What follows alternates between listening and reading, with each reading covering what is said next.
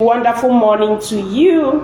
My name is Mkwoto Inya. Today, let's look at what it really means to make your child listen.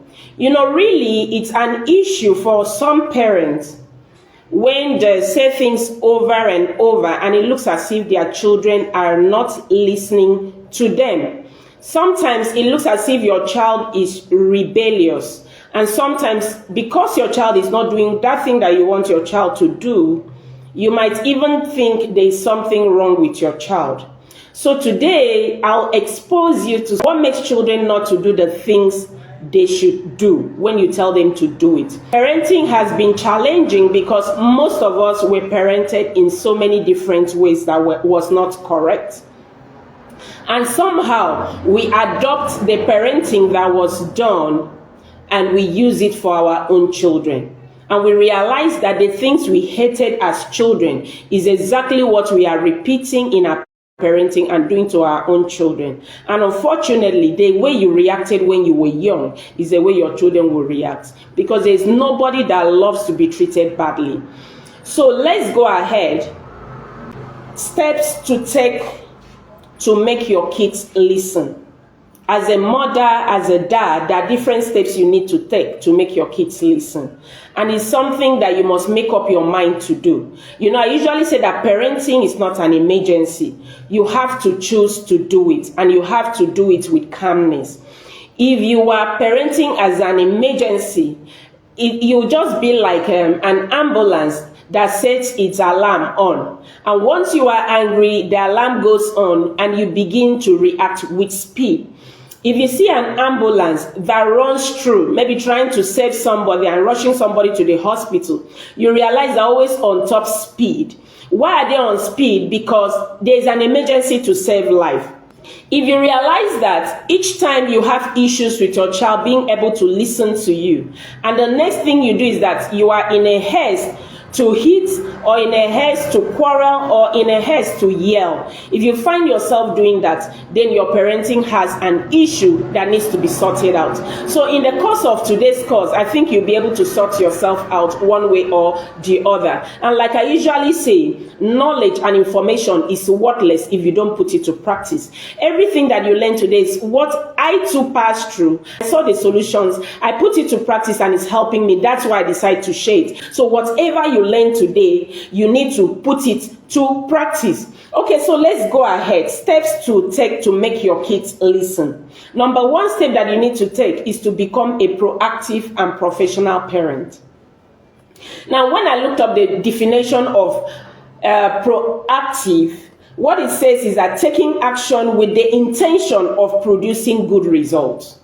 So when we talk about Pro Parenting Academy, we are talking about proactive and professional parenting academy. If you are going to be proactive, it means that you want to take an action to produce good results, avoiding a problem in the future, or meeting a particular need that is happening now or in the future, rather than waiting until there is a problem. For you to become a proactive parent, it means that you don't need to wait until your child has a problem. You don't need to wait until your child is being challenged before you start running helter-skelter. As a proactive parent, you need to think out of the box. You need to search out solutions before the problems even arise. So the first step for you to take for your kids to listen is, why are my kids not listening? You need to be proactive. And what are the things that I need to do? What do I need to learn? How do I need to behave? These are proactive steps to ensure that you make your child to listen. Why do you need to take these proactive steps? Because you want to have good results. Because you want to train good children. So you have to run along being proactive. Now, proactive actions initiated out of a desire to make positive change or prevent something from happening. When you take proactive steps, it prevents something from happening. Now, let me explain to you. When I talk to a lot of parents about personal body safety for their children, you see, some people say, I train my children well, they will not have any sexual abuse, they won't be immoral and all of that. But they usually believe, they usually hope, they usually pray that these things do not happen. Unfortunately, you see a lot of children still falling into these temptations because parents are not proactive. You need to take proactive measures to ensure that your children are learning what they should learn. You know that the school, your house is an academy. Your house needs to be run as a company. You need to set up time on what to teach your child at a particular time and at a particular age. At 3 years, your child should know all the parts of the body.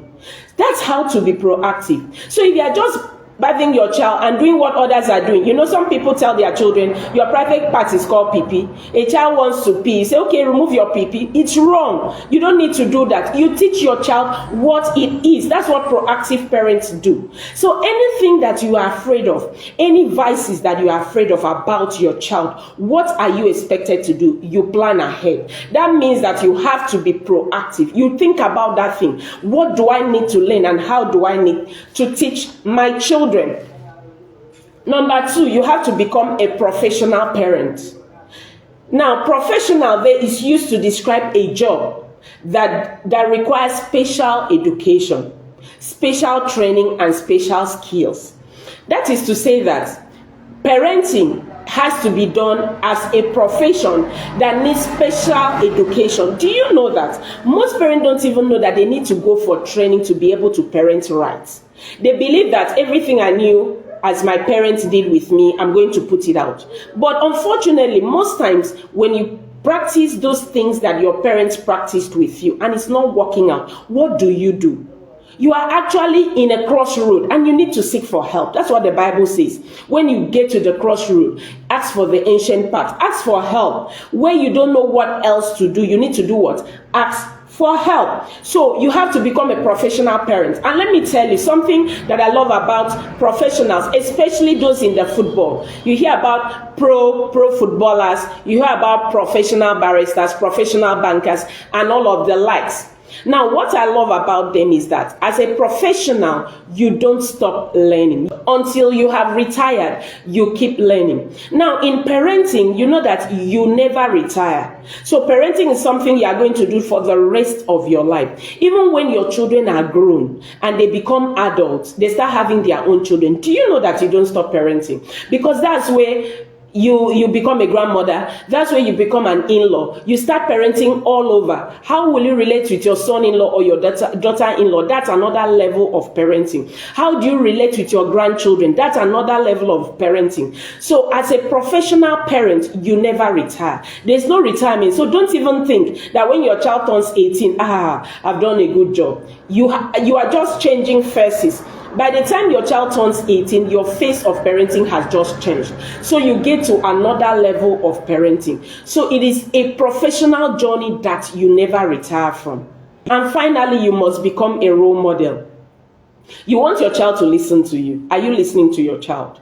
You must become a role model in everything you want your child to practice. You want your child to listen to you. Are you listening to your husband? Are you listening to your wife? When you are speaking with one another, do you give your full attention? Now, children learn more from what you do than from what you say.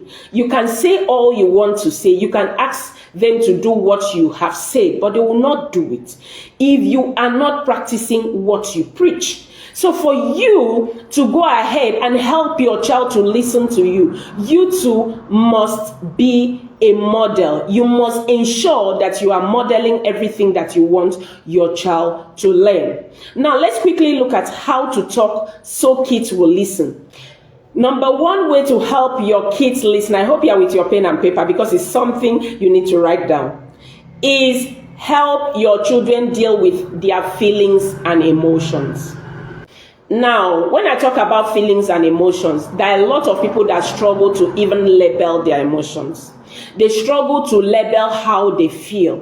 When you do not know how to label how you feel, you become aggressive. You are like someone who cannot speak. You are like a dumb and deaf person. If you really see how dumb and deaf people behave when they are angry, you understand what I mean. When a dumb and deaf person is angry and they cannot express themselves, they become very aggressive and very agitated. That is exactly how you or your child is if you cannot label your emotions or if you cannot label your feelings. And that is exactly why your child will not listen to you if you do not help them to label or deal with their feelings. Now, let me give you an exercise. We are going to have 4 exercises, or I think 4 exercises in number 1. Instead of half listening to your child, please pay attention, parents, because we do this a lot. I used to do it too.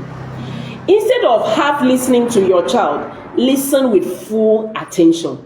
Be sure that you are attentively listening to your child. Now, let me give you an example. You are looking at your phone, maybe you are browsing your phone, or maybe you are in a meeting on your phone, and then your child comes to you, mommy, I was just sitting down, Flora just hit me, and you are still looking at your phone, and you now said, okay, Flora hit you, okay, no problem, sorry. Did you listen? No, you did not listen. And guess what will happen? When you need your child to also listen to you, they will not listen to you. Why? Because you are modeling what you want them to be. So every time you are watching the television and your child comes to you to ask for help, mommy, please, so I hit my finger, and you do not turn around to give your child 100% attention, you are not listening to your child. And they know.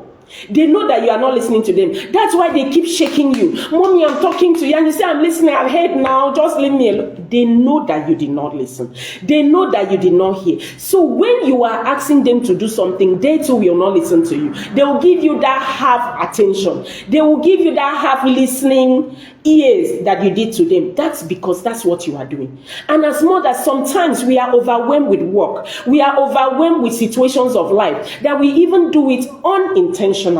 But I tell you today, if you want your child to listen to you, one of the things that you must always do is when you hear mommy, let your eyes turn straight to your child. If you are dealing with a toddler, if it is possible, take your eyes down to their level. If you are standing, please do not stand. Go down to their level and listen to them. Give them your full attention. You don't even need to talk sometimes. All you need to do is just listen to them and say, okay.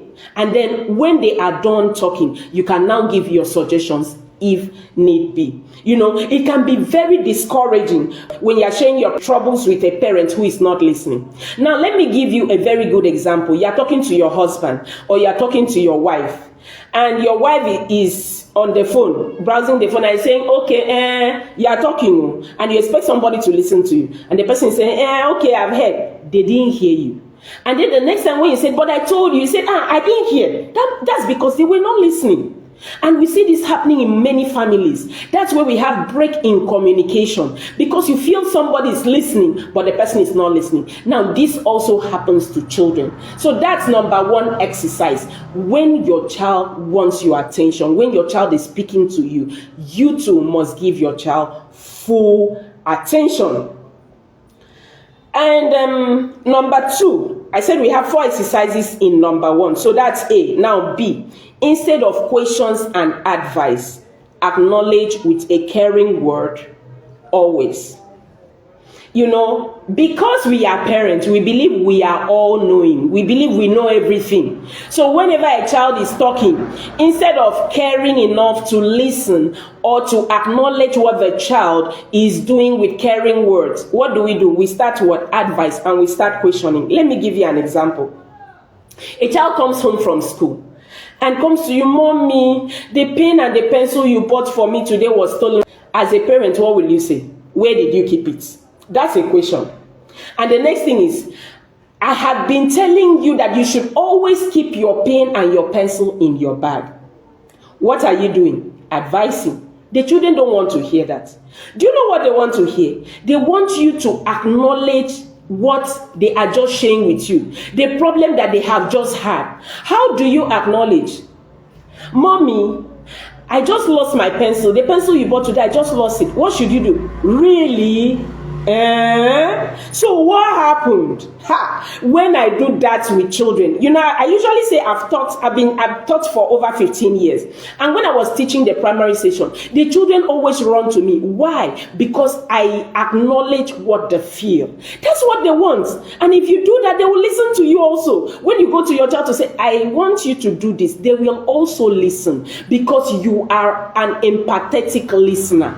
So when they say, Auntie, Teacher Mpoto, I lost this, I said, really? It shows interest. It shows that you are actually involved in what they are doing, So when you turn around and tell your child, oh, really? So it happened like that. So what did you do? They keep talking.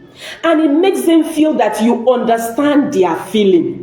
Once you can catch your child's attention, your child will also be a listening child. Your child will also be a child that will listen when you speak. Unfortunately, we are always in a haste. And this is what most parents will say. Are you sure you didn't lose it? Well, what do you expect when you leave your things carelessly? I've been telling you, do not be careless with your things. I'm struggling. I'm trying a lot to provide everything for you. But you are not always serious in keeping your things. You are questioning. You are harassing that child. And that is what a child does not need when your child comes to speak with you. I've told you, be a role model. If you want your child to listen, you have to be a listening parent, So what are the caring words that you can use? I've used some of them. You can say, tell me something. Really? So what did you do? You can use all of these things. And whenever you use it, try using it today with your children when they come talking to you. When you use it, do you know how you make them feel? Very important. You make them to become very important personalities. You make them understand that you are interested in them. You make them understand that you are interested in whatever they are feeling. You make them understand that you are a parent that is concerned. And they will always give you such attention when you are also speaking to them. So let's go to the next exercise for number 1. Instead of denying the feelings or emotions, label their emotions. Ensure that you label your children's emotion. And in case you don't know how to label your children's emotion, join our emotions management class starting this Monday. Now, I'm going to give you some examples of how to label your emotions.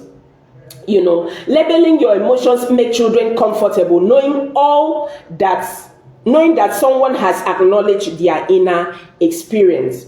Now, a child comes to you, maybe it's a child that has a dog, and says, Mommy, I realize that my dog is not moving. My dog is really sick. What will you say? Please, parents. You can label that emotion. Before they come to you, they're feeling something. And that thing that they're feeling is what they need you to label. First of all, they are shocked. Because they did not expect their dog to die, or they didn't expect their toy to get bad, so they feel unhappy. So you can use words such as, oh, it's so unfortunate. I know you feel unhappy that your toy is no longer working. What have you done? You have labeled your child's emotion. Now, labeling your child's emotion will make your child comfortable, and it will make your child to be able to express his or herself when they are passing through a particular situation. Why is this necessary? Initially, I have told you, why is it not working? Now, you remember, I have told you that when children come to you with a problem, you do not ask a question.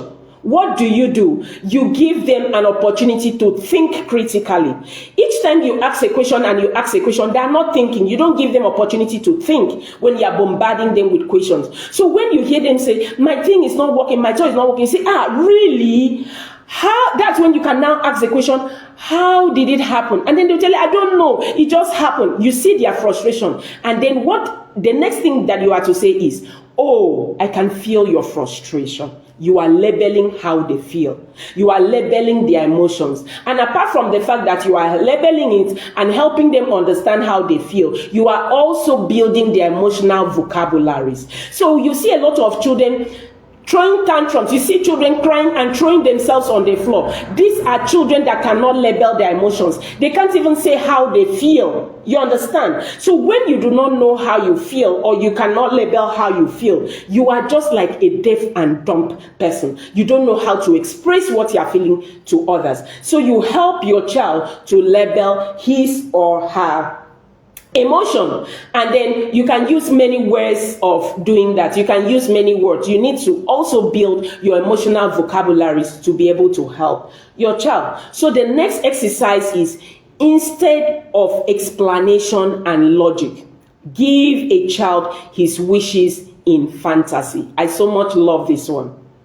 You know, sometimes just having someone understand how you want something, how bad you want something, how much you want something, makes reality easy to bear. Even if you cannot afford that thing for your child, give it to them in fantasy.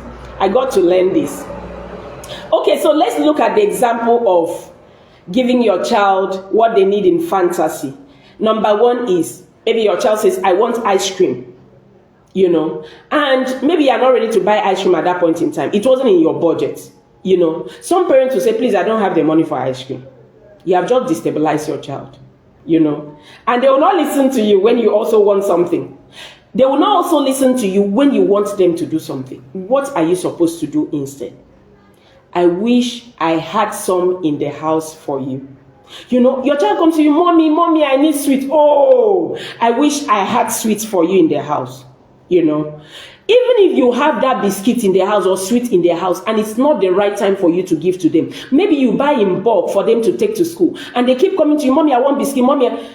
Please do not also be a permissive parent that when you have it and you have scheduled, they keep coming to you and you keep giving. No. As much as you are not a permissive parent, do not also become a parent that is rigid. Make them understand you also feel their pain. So when the thing is in bulk in their house, what do? Oh, I wish I have that thing extra to give. The ones we have in the house has been scheduled for the month.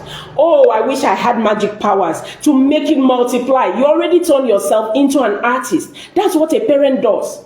So become a drama actor in your house if things must work out. Act drama for your children. Give everything they want and you know you are not ready to give to them in fantasy. Mommy, I want to get a baby doll for myself. Oh, I wish I had those great powers to get you a very big baby doll. This is how they'll be looking at you, you know, and you're already getting into their mind. You're already giving to them what they need in fantasy, and they'll quietly walk away. Okay. Throwing of tantrums. Now, when your child throws tantrums, some parents do not know how to handle it. You hear parents saying, now you're acting like a baby. I'm going to deal with you. I'm going to beat you. You know, some parents will also say, why are you behaving like this? I'm going to hit you. You don't have to do that. When your children are throwing tantrums, you need to understand what they are passing through and how to label that emotion they are passing through. You get a child to the supermarket and they want you to buy sweets and they are not ready to buy sweets for them. What do? You carry your child up and place them side by side with you, or you look at them in their eyes, go down to their level and tell them, honey, I wish I could get you sweet. But at this point, we cannot get sweets.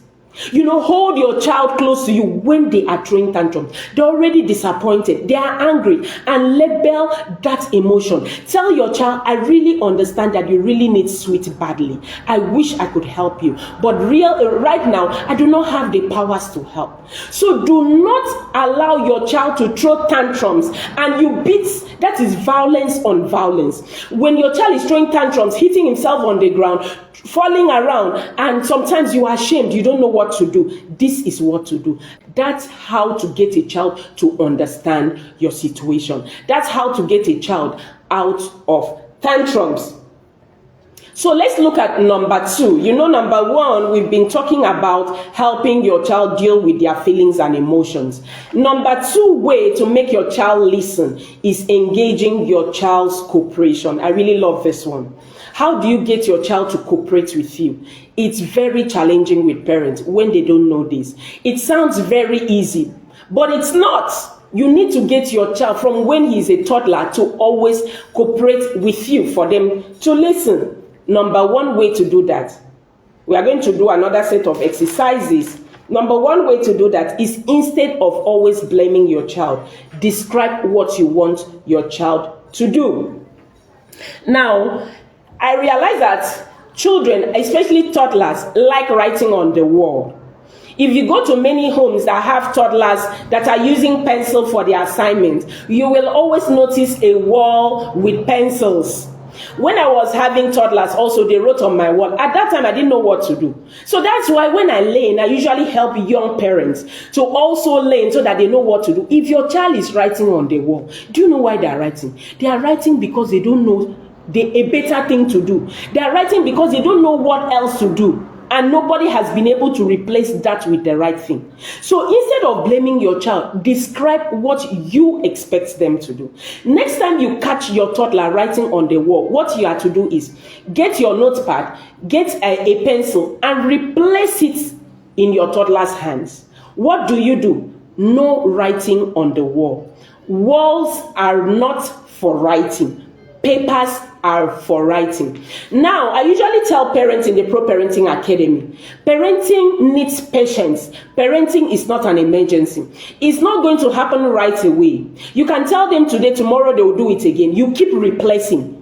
You replace, you don't blame. If you keep saying, I've been telling you many times, don't write on the wall. The next time you write, I'm going to deal with you. Now lie, they will write and write again. Do you know why? You did not replace. You didn't even describe what you want them to do. Do this for 1 week. Do it for 1 month. You will notice that when your child wants to write, they will come to you by themselves. Mommy, I want to write. I need my jotter.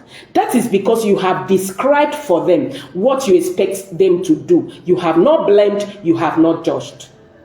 I didn't know this, so I kept blaming, and my wall was always dirty until I started researching, studying, and I discovered this principle. I'm sure you'll be glad when this begins to happen for you. Try doing it all through this week. Try doing it all through next week. If you have a toddler, then you realize that your wall will remain clean, and your toddler will also have something to scribble with, to write with, in place of writing on your wall. Another thing is, do not name call them. Don't speak to your child exactly what you want your child to do, instead of name calling, instead of blaming. Sometimes when I didn't know, when I was ignorant, I'll walk into my kitchen and it's messy. What do? I scream. What is it? You know that I don't like a dirty kitchen. You people keep dating my kitchen. I didn't know it. So I was ignorant, and I realized that no matter the number of times I screamed, these children were not hearing me. They were not even listening to me. So I found myself in this situation. So you need to know how to describe exactly what you want your child to do, so that your child can go ahead doing these things. It is hard to get things done when people do not believe in you. It's hard to get things done when people are seeing you as a problem. Like if you work in your office and your boss keeps complaining that you are the problem. No, so what is wrong with you? I told you were supposed to give this person 5 meals and you gave this person 10 meals. They keep blaming you. I don't know what's wrong with you. You don't hear when instructions are given. When people blame you, they are not working on the situation that is the problem, the issue. They are actually targeting you, they're actually harassing you, and this does not help anybody. So when we are trying to help our children to listen to us, what we need to do is to do what? Describe the situation. Describe exactly what you want your child to do. They leave the lights on when they are out of a particular room, and you don't want that to happen. What should you do? The light in the room is on. Go turn it off. Description, simple, not blaming, not name calling. So the next exercise is, instead of accusation and threat, give information. Do not threaten your child. That's a child that will not listen. If you keep threatening your child, the child will never listen to you. If you tell your child, if I catch you writing on the wall again, you are going to get a spanking. What is that? A threat.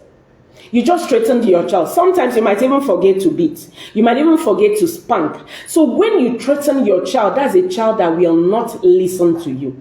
So instead of threatening your child. I've just told you what to do. You tell the child, give the child information. Walls are not for writing. You have just passed on information. So you see that your child has come home and maybe likes watching television without doing his homework. What should you do? You give information. You must do your homework before television, homework before playtime, homework before fun time. Always try to give information. Each time you threaten your child or you accuse your child, you are trying to make your child feel hated. I'm sure when we were much younger, we did not love it that our parents were threatening us. If you don't do this, when I come back, I'll give you 12 strokes. That's a threat. You will feel that you hate him or her. So you don't need to do that. The other thing that you need to do is to do what? Give information, give instruction, tell your child what to do. Whether your child is a boy or a girl. I usually share. When I started having boys, I had 3 boys. A lot of people will say, you won't have anybody to help you in the kitchen. Oh, poor you. And I used to feel bad until I realized, why do I have to feel bad about God's gifts? And then God told me that you should train up a child in the way he should go. That is to say that whatever you want your child to be, if you are able to train your child will become that. And I started training my children at very young age when they're still in primary schools. When I'm in the kitchen, I give each of them what to do. I made sure they would do it excellently. If they don't do it well, I tell them to go back and do it well. I was giving information, and they kept doing it. At that point in time, they didn't like it, just like discipline is not being liked by anybody until they grow up. That's when people will appreciate discipline. So what did I do? I kept teaching my boys. I kept teaching them. Along the line, what happens? As at now, all my boys, 2 of them are teenagers. One is still 18. All of them cook. I really go into the kitchen. I only go there once a week on Saturdays when I have to pack many things for them, maybe prepare a soup in quantity and then do other things. And even when I'm in the kitchen on Saturdays, do you know that all of them are still there with me? In fact, they do most of the preparation. I just walk in there and make the soup. Sometimes after they have done the preparation, I do not even make the soup. What do? I tell them, okay, add this, do this, do this. And they cook the soup and we all eat it. That is because I am doing it out of what? Of knowledge. So you need to understand that for you to raise a child that will listen to you, you need to give what? Information. Information must always be available for your child to know what to do. Like I usually say, create systems around your house. Let your child know what to do. Pay time. Once you have a system, your child will know that when I pick up this cup from this place, mommy says, drop it back here. That is a system that you have created. So once you do that, you realize that your children will listen without you being under pressure, without you accusing them, without you blaming them. So always ensure you are giving the right information at the right time to your child. If you do not know how to give information to your child, join our Pro Parenting Academy. It's a 1-year program where we teach you how to create different systems for your home, different systems for how to guide your child, different systems on what your child should do, different systems on dealing with your in-laws and dealing with your home, how to run your home as a company. So now, accusations, I said they will feel that you hate them and they will always feel that you do not have their best interest. So ensure that you are not fighting your child by accusing your child or name calling your child or hitting your child unnecessarily, because they will rebel when you keep hitting your child without giving them information, without making them understand exactly what they ought to do. They will feel that you hate them and they will begin to rebel. That's why we have rebellious children. And you hear their parents saying, there is nothing I have not done to train this my child. If it is beating, I have beaten this child more than a thief. You are beating your child. You are making your child to be hardened, and you'll make your child to rebel because you are using the wrong parenting tool. There are tools that you can use and parent your child, and this is one that I'm sharing with you. Give your child information. Describe exactly what you want your child to do and help your child to do it. When you describe and give them information, they might not do it immediately. They might not do it the first day. They might not hit to that information the first day. But keep doing it. Keep practicing it. Keep giving it to them. You realize that over time, these children will surely follow you. Okay, the next example there is, instead of lectures, say it with a phrase or with a word. when your children come back home, and most of them would like to watch cartoon, isn't it? What do? You don't just keep telling them, I've been telling you, you have to do your homework, you have to remove your uniform before you get to the television. They won't hear you. That is lecture. They will not hear. They won't understand. They won't listen. Tomorrow afternoon again, once they come back from school, what will they do? They will still go back and on the television because you are lecturing. Children don't learn from lectures. They learn from short words and phrases. What do? Okay, you're back from school, time to change your clothes. Simple. Change your clothes is enough. That's enough information. Don't start preaching. You, this child, I've been telling you every time when you come back from school, remove your clothes.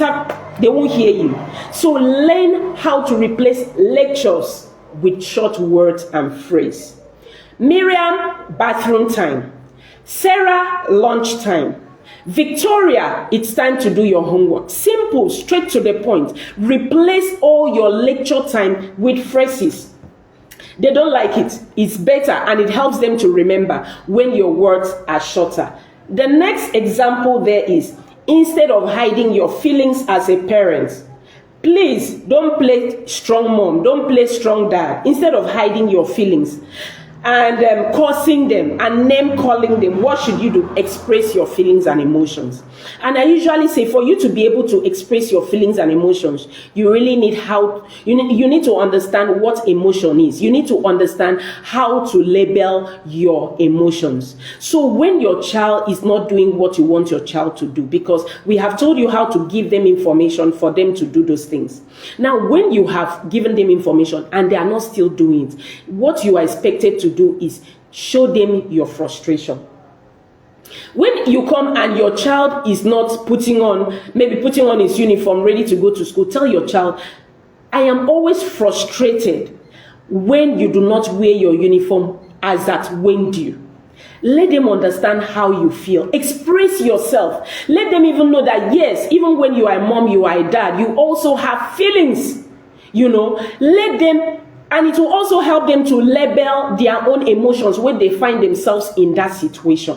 If you have children that are hitting one another, they are fighting. Those are children that do not know how to label their emotions. So in all these things that we are teaching, emotion management is very important. So if you do not know how to label your emotions, please, once we are done with this, get to the WhatsApp group and ask questions about the emotion management class, which will start on Monday. And that class is not free. I usually say it is not free, but this class is free. And if you put these things to practice, it will also help you. So ensure that you label your emotions to your child.